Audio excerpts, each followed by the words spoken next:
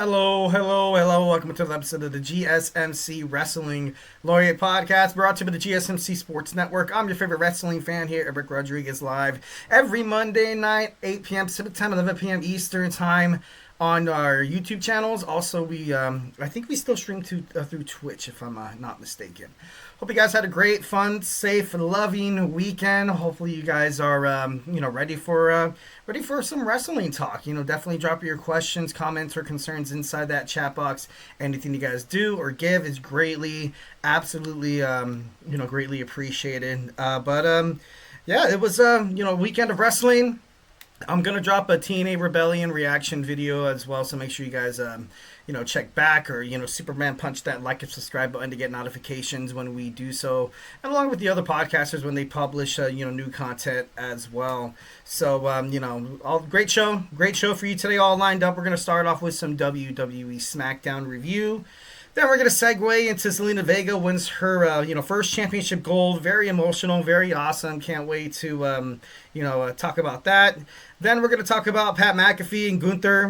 Gunther chokes out Pat McAfee. Pat McAfee is he said he's going to be back tonight. I have not watched Raw.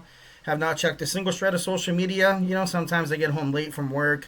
And I'm one of those wrestling fans that, straight up, I like to be surprised. I can read the review and be like, I don't know, I get a little bummed out. So I'm going to watch Monday Night Raw as soon as, I'm done with the podcast, and drop a video based on my review. And make sure you guys sound off in the comment section. Let me know what you guys think. Then we're going to talk about a post-WrestleMania pressure cooker for the men's division as well as the women's. After I kind of see WrestleMania as kind of like the Super Bowl, like in the NFL. What are you going to do? Not really an off season. You kind of jump into the next season. So I'm going to talk about some I think it's seven superstars, men's and women's, that are under the most pressure to achieve greatness over this next year, heading into WrestleMania 42. So all fun. Definitely want to hear what you guys have to say, your opinion. Who do you think should be under the pressure cooker, who I'm not mentioning, or if you want to drop your opinions, 1,010% would absolutely love that. But before we get on into anything, I just want to remind you guys to go ahead and hit up that tips and donations link. Also, hit up those super chats. This show is all about keeping the conversation lively, making sure you guys feel like your voice is part of the mix. So if you're dying to get something off your chest in terms of professional wrestling here at the GSMC Sports Network, we are all ears. Drop your thoughts inside that chat. And if you really want to make sure your comment, question, or concern gets noticed, like I said, use that super chat. If not, just, chat away. It's okay. Give if you can. If not, let's just still talk about wrestling. Your guys' comments is, currency enough. So, definitely appreciate you guys. But yeah, just click that $ right there if you want to give. Plus, it's a great way to support the channel. Great way to keep the podcast going. Great way to keep all these amazing, passionate podcasters who definitely want to achieve a career in in the sports entertainment business, broadcasting, and or whatnot. So make sure you if you guys could spare some change, definitely throw us a bone here and there. We are super grateful for each and every one of you guys, whether or not you decide to donate. Your support makes all the difference. So let's keep the conversation going. Let's get this party started. Send in those super chats and those super stickers, because you guys are super awesome, and together we will make sure this is the most interactive, funnest wrestling podcast out there. Of course, there's a whole lot of awesome wrestling podcasters out there, streamers that are pretty badass. Definitely, your favorite wrestling fan here, Eric Rodriguez, always available. Chat about wrestling Monday night, 8 p.m. Pacific Time, 11 p.m. Eastern. All right, so without further ado, let's go ahead and jump on into our first segment. We got Monday night. We got Friday night SmackDown review, and overall I feel like it was a great show. Obviously, the SmackDown after WrestleMania, there was a couple of moments like the men's tag team and Zelina Vega's win that I was like, these matches and these outcomes are they should have been WrestleMania worthy.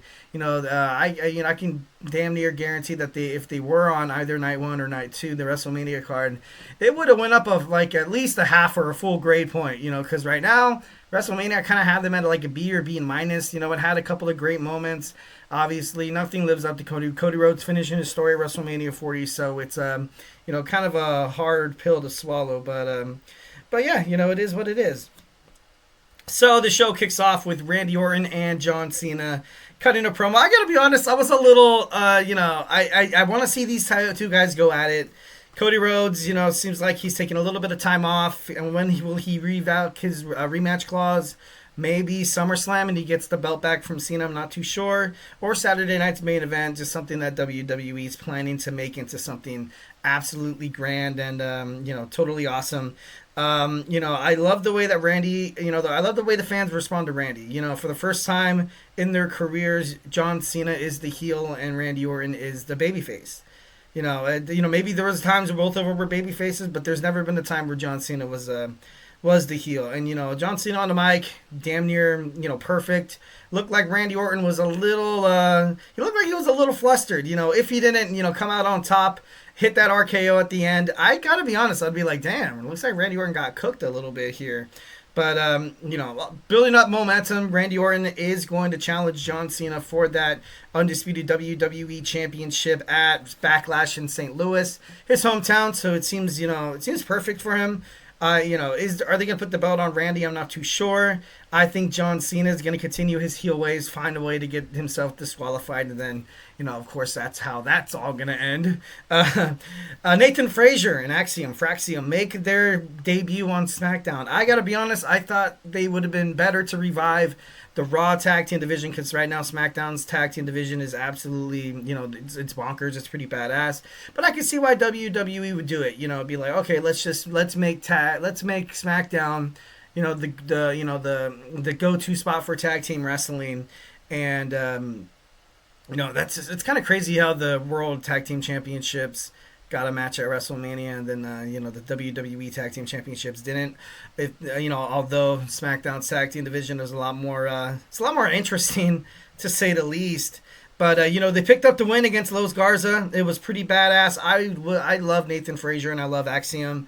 I definitely want to see this tag team do good things in WWE. Well, on SmackDown they're already in WWE, but one of the main rosters. So congratulations. That's like getting that first win. Getting that monkey off your back, I guess you can say. Take the lid off the trash can. I'm just kidding. Moving on. Tiffany Stratton comes out, cuts a promo, basically saying how she's not the next Charlotte Flair.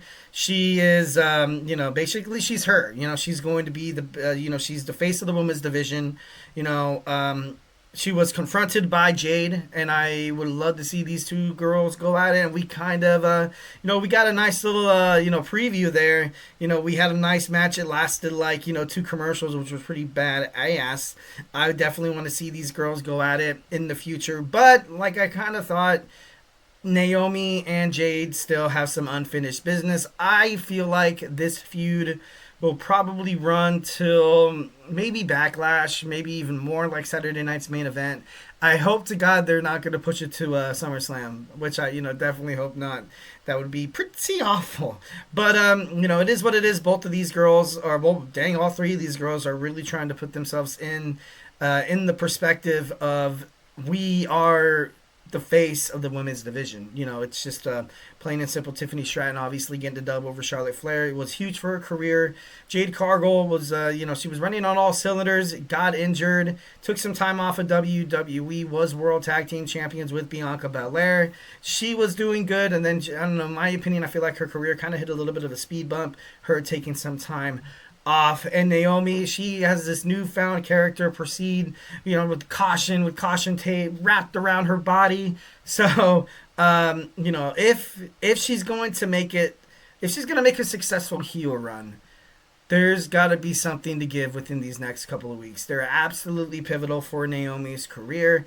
I've heard reports that she wants to take a step away from wrestling to pursue a family. Jimmy, too, is kind of, on the back burner in terms of the WWE United States Championship picture for the men's. So that could definitely be a possibility.